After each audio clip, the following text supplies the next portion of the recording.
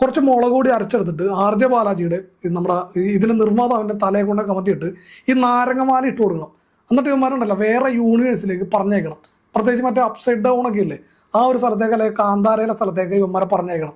അതുമാതിരി മലങ്കൾട്ട് സാധനങ്ങൾ ഇതിൽ പിടിച്ചു വെച്ചേക്കണം എന്നുള്ള കമന്റുകളും എന്നുള്ള റിവ്യൂകളും നിങ്ങൾ ഇതിനകം തന്നെ കണ്ടിട്ടുണ്ടാവും. പക്ഷെ ഈ ഒരു സിനിമേനെ എങ്ങനെയാണ് നമ്മൾ കാണേണ്ടത്, അല്ലെങ്കിൽ എങ്ങനെയാണ് നമുക്ക് ഇത് അരോചകമായി തോന്നുന്നത്, ഇതെല്ലാം ഈ ഒരു റിവ്യൂലുണ്ടാവും.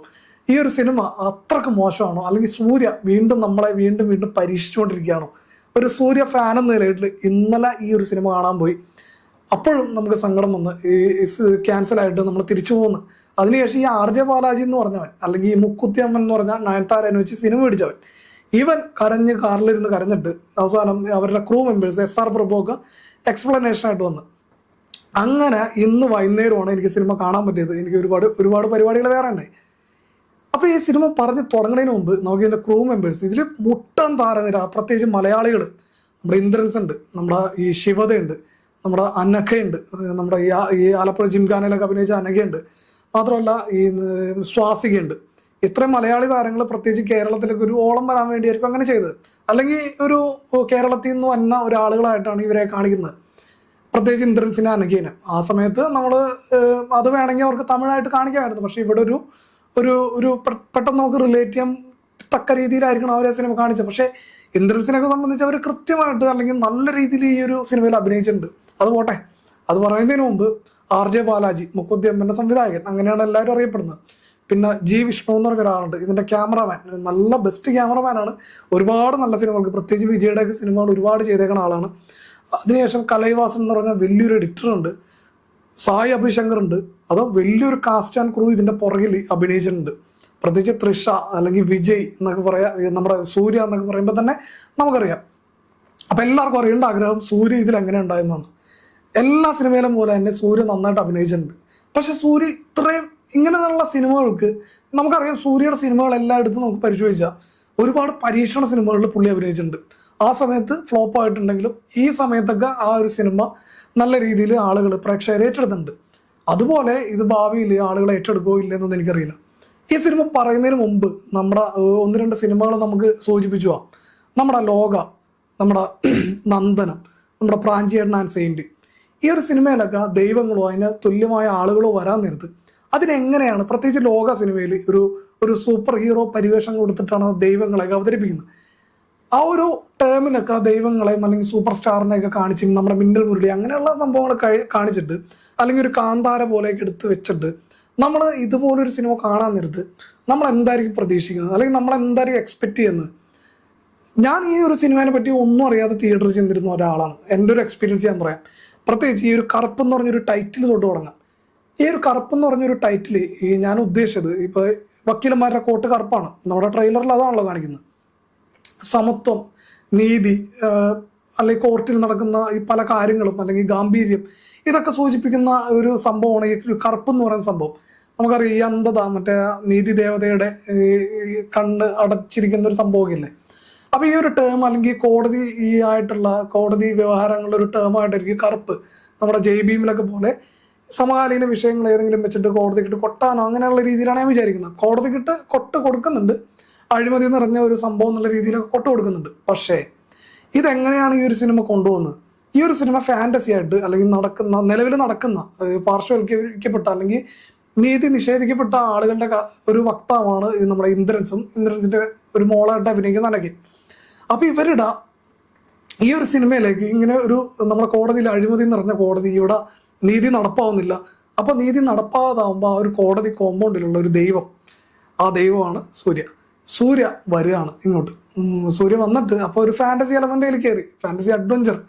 അപ്പൊ അതിനുശേഷം ഈ ഒരു ദൈവം വന്നാൽ പിന്നെ ഒരു വില്ലന്മാരുടെ വില്ലനിസങ്ങളൊക്കെ ഇല്ലാതാവും.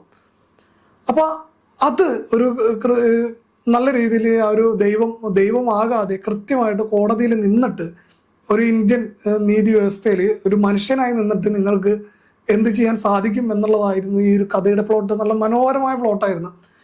പക്ഷേ ഒരു ഫസ്റ്റ് ഹാഫ് വരെയൊക്കെ നമ്മുടെ ഇന്ദ്രൻസ്, അല്ലെങ്കിൽ ഇന്ദ്രൻസിന്റെ മകളായിട്ട് ഒരു അനഘ, നമ്മുടെ സ്വാസിക, ഇതിലെല്ലാവരും ആ ഒരു കോടതിയായിട്ട് ബന്ധപ്പെട്ട ഇത്തിരി എനിക്ക് അരോചകമായിട്ട് തോന്നിയ തൃശയാണ്.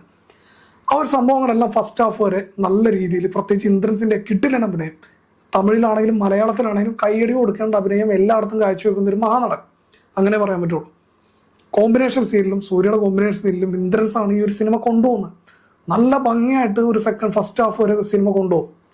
അത് കഴിഞ്ഞിട്ട് സിനിമ പോകുന്നത് ഒരു ടിപ്പിക്കൽ നമ്മൾ കണ്ടു മറന്ന ഒരു തമിഴ് സിനിമയുടെയൊക്കെ ഒരു സ്റ്റൈലിലേക്ക് ഈ ഒരു സിനിമ എത്തും. പ്രത്യേകിച്ച് ഈ സായ അഭിശങ്കറിന്റെ മ്യൂസിക് ഉണ്ട്, അല്ലെങ്കിൽ ക്യാമറ ആംഗിൾ ഉണ്ട്, പാട്ടുകൾക്കൊക്കെ ഒരുപാട് കോടികൾ മുടക്കിയിട്ടുണ്ട്. ഒരു വലിയ ക്യാൻവാസിലാണ് ഈ ഒരു സിനിമ ഒരുക്കിയേക്കുന്നത്. കോടികളൊക്കെ ഒരുപാട് പൊട്ടിയിട്ടുണ്ട്. ഇതിൽ പ്രധാനമായിട്ടും RJ ബാലാജി എന്നൊരു സംവിധായകൻ തന്നെയാണ് ഇതിലെ മെയിനായിട്ട് ക്രൂരനായിട്ടുള്ള ഒരു വില്ലനായിട്ട് അഭിനയിച്ചേക്കണം. നമ്മുടെ നാളെ ഈ കോടതിയിൽ നടക്കുന്ന വിഷയങ്ങളിൽ അത് ഒരു എക്സാജറേറ്റ് ചെയ്ത് കാണിച്ചിരിക്കുന്ന ഒരു സംഭവമാണിത്. കൂടുതൽ ഇതിനെപ്പറ്റി എനിക്ക് വിശദീകരിച്ച് പറയാൻ പറ്റില്ല. നിങ്ങൾ പോയി കാണുക, നിങ്ങൾ പോയി കണ്ടിട്ട് നിങ്ങളുടെ അഭിപ്രായം പറയാം. പ്രത്യേകിച്ച് പറഞ്ഞ പോലെ ഒരുപാട് ഈ ഒരു സിനിമയെ കളിയാക്കാനുണ്ട്. ഇപ്പോൾ അശ്വന്ത് ഗോകൊക്കെ വരാൻ നേരത്ത് കൃത്യമായ രീതിയിൽ അത് കളിയാക്കി കൈ കൊടുക്കും എന്നാണ് എനിക്ക് തോന്നുന്നത്. പക്ഷെ ഫസ്റ്റ് ഹാഫ് വരെ സിനിമ അത്യാവശ്യം നല്ല രീതിയിൽ കൊണ്ടുപോയിട്ട് സെക്കൻഡ് ഹാഫ് ഒരു ടിപ്പിക്കൽ ഒരു കറുപ്പ് സ്വാമിയുടെ അല്ലെങ്കിൽ ഏതെങ്കിലും ഒരു ദൈവത്തിനെ, ഒരു ഫാന്റസി എന്ന് പറഞ്ഞിട്ട് ആ ഒരു ദൈവത്തിനെ കൂടുതൽ കേന്ദ്രീകരിക്കണേണ്. നമ്മുടെ ഒരു നായകൻ എന്ന് പറഞ്ഞ സൂര്യയാണ്, അയാളെ കാണിക്കുന്നതിന് പകരം കറുപ്പ് സ്വാമി അല്ലെങ്കിൽ എന്തെങ്കിലും ഒരു സിംബലൈസ് ചെയ്താണോ അവർ എന്ന് എനിക്ക് മനസ്സിലായില്ല. കാരണം ഒരു പ്രേക്ഷകനെ മനസ്സിലാക്കി കൊടുക്കുന്ന കൂടിയുള്ള സിനിമ. പക്ഷേ അത് ഒരു ടിപ്പിക്കൽ ഒരു സിസ്റ്റത്തെ ചോദ്യം ചെയ്യുന്ന അല്ലെങ്കിൽ നീതിന്യായ വ്യവസ്ഥ സർക്കാരിൻ്റെ കാര്യങ്ങളൊക്കെ ചോദ്യം ചെയ്യുന്ന രീതിയിലാണ് ഈ ഒരു സിനിമ പോകുന്നത്. നമ്മുടെ ജയ്ബീം പോലെ തന്നെ സൂര്യ നന്നായിട്ട് ചെയ്തിട്ടുണ്ട്. പക്ഷേ ഈ സൂര്യയുടെ സെലക്ഷൻ, പുള്ളി എങ്ങനെയാണ് ഇത്തരത്തിലുള്ള സിനിമയ്ക്കൊക്കെ ഇത് കൊടുക്കുന്നതെന്ന് എനിക്ക് മനസ്സിലാകുന്നില്ല. പക്ഷേ എനിക്ക് ഫസ്റ്റ് ഹാഫ് വരെ ഇഷ്ടപ്പെട്ട്, സെക്കൻഡ് ഹാഫ് അത് ഇതുപോലുള്ള സിനിമകൾ ഇഷ്ടപ്പെടുന്നവരുണ്ടെങ്കിൽ അവർക്ക് ഇഷ്ടപ്പെട്ടേക്കും. പ്രത്യേകിച്ച് തമിഴ് പ്രേക്ഷകർ എങ്ങനെയെന്ന് എനിക്കറിയില്ല. മലയാള പ്രേക്ഷകർക്ക് ഒരു മിക്സഡ് അഭിപ്രായമായിരിക്കും ഈ ഒരു സിനിമയ്ക്ക് ഉണ്ടാകുന്നത്. പ്രത്യേകിച്ച് ക്ലൈമാക്സിലൊക്കെ ഇങ്ങനെ ആയിരുന്നില്ല കണ്ട്. അപ്പം ഞാൻ മുൻപേ ലോക എന്നുള്ള സിനിമ പറഞ്ഞത് അതെങ്ങനെയാണ് നമുക്ക് ഒരു സാധാരണ മനുഷ്യരെ അല്ലെങ്കിൽ ഒരു റിലേറ്റ് ചെയ്യാൻ പറ്റുന്നത്, ഒരു ദൈവങ്ങളെ അല്ലെങ്കിൽ ഒരു നമ്മുടെ ഈ പ്രേതങ്ങളെ ഇവരെയൊക്കെ ഒരു സൂപ്പർ ഹീറോ പരിവേഷത്തിലേക്ക് എത്തിച്ചിട്ട് സാധാരണക്കാരായി മിങ്കിൾ ചെയ്ത് കൊണ്ടുപോകുന്ന ഒരു രീതി ഉണ്ടല്ലോ, ആ ഒരു രീതിയാണ് വേണ്ടത്. അല്ലെങ്കിൽ തമിഴ് സിനിമയിൽ മുക്കുദ്യമം പോലോ അല്ലെങ്കിൽ വേറെ ഏതെങ്കിലും സിനിമ പോലെയോ ഒരു ദൈവത്തിൻ്റെ ഒരു കറുപ്പ് സ്വാമിയിലേക്ക് ഇങ്ങനെ ക്യാമറ ഇങ്ങനെ നീട്ടി അല്ലെങ്കിൽ അതിനെ കുറേ നേരം സ്ലോ മോഷൻ കാണിച്ച് കൊണ്ടുപോകുന്ന രീതിയൊക്കെ കഴിഞ്ഞെന്ന് എനിക്ക് തോന്നുന്നത്. അത്തരത്തിലുള്ള സമീപനങ്ങളൊക്കെ ഒരു സിനിമയെ, പ്രത്യേകിച്ച് ഈ ഒരു കാലഘട്ടത്ത് ഒരു സിനിമയെ നമുക്ക് കൊണ്ടുപോകാൻ സാധിക്കില്ല എന്ന് തന്നെയാണ് എൻ്റെ വിശ്വാസം. അപ്പോൾ RJ ബാലാജി എന്ന നില, ഒരു സംവിധായകൻ എന്ന നിലയ്ക്ക്, ഒരു നടൻ എന്ന നിലയിൽ പുള്ളി നന്നായിട്ട് കാഴ്ചവെച്ചെങ്കിലും കുറേ സീനുകളൊക്കെ കുറച്ച് അരോചകമായിട്ടൊക്കെ തോന്നി. എന്തായാലും സൂര്യയുടെ കംബാക്ക് ആണോ എന്ന് ചോദിച്ചാൽ സൂര്യ നന്നായിട്ട് ചെയ്തിട്ടുണ്ട്. സൂര്യ ഈ ഇതുപോലുള്ള ഒരു സബ്ജക്റ്റുകൾ ഒന്ന് മാറ്റിപ്പിടിച്ച് അല്ലെങ്കിൽ ഒരു നല്ല രീതിയിൽ വന്നം എന്ന് തന്നെയാണ് നമ്മുടെ ആഗ്രഹം. പ്രത്യേകിച്ച് വിജയ് ഒഴിഞ്ഞ സ്ഥലം അവിടെ ആ ഒരു സ്പേസ് അവിടെ കിടക്കണേണ്. അപ്പോൾ നല്ല രീതിയിൽ ഒന്ന് വാണ, അതൊക്കെ തന്നെയാണ് നമ്മൾ ആഗ്രഹിക്കുന്നത്. ഒരുപാട് നാൾക്ക് ശേഷം ഒരാളെ ഞാൻ സിനിമക്ക് വിളിച്ച പോലെ അയാൾ പറഞ്ഞത്, സൂര്യയുടെ സിനിമയിലേക്ക് ഞാൻ വരുന്നില്ല, ഇനി നമ്മുടെ ജിത്തു മാധവൻ സൂര്യയുടെ സംവിധാനം ചെയ്ത സിനിമയ്ക്ക് ഞാൻ വരുള്ളൂ പറഞ്ഞു. അപ്പോൾ ആ രീതിയിൽ സൂര്യയുടെ വിശ്വാസ്യതയൊക്കെ പോയി. പക്ഷേ ഈ ഒരു സിനിമയിൽ പുള്ളി കൃത്യമായിട്ട് നന്നായിട്ട് അഭിനയിച്ചിട്ടുണ്ട്. പക്ഷേ സെക്കൻഡ് ഹാഫ് ആകുമ്പോഴത്തേക്കും ഒരു ടിപ്പിക്കൽ തമിഴ് സിനിമയിലേക്ക് ഈ ഒരു സിനിമ പോകും എന്നുള്ളതാണ്. എന്തായാലും കണ്ടവർ അഭിപ്രായം പറയാം. എന്നിട്ട് ബാക്കി ഇനി വരാൻ പോകുന്ന സിനിമകൾ നന്നായിരിക്കട്ടെ എന്ന് മാത്രം പറഞ്ഞുകൊണ്ട് എല്ലാവർക്കും ബൈ.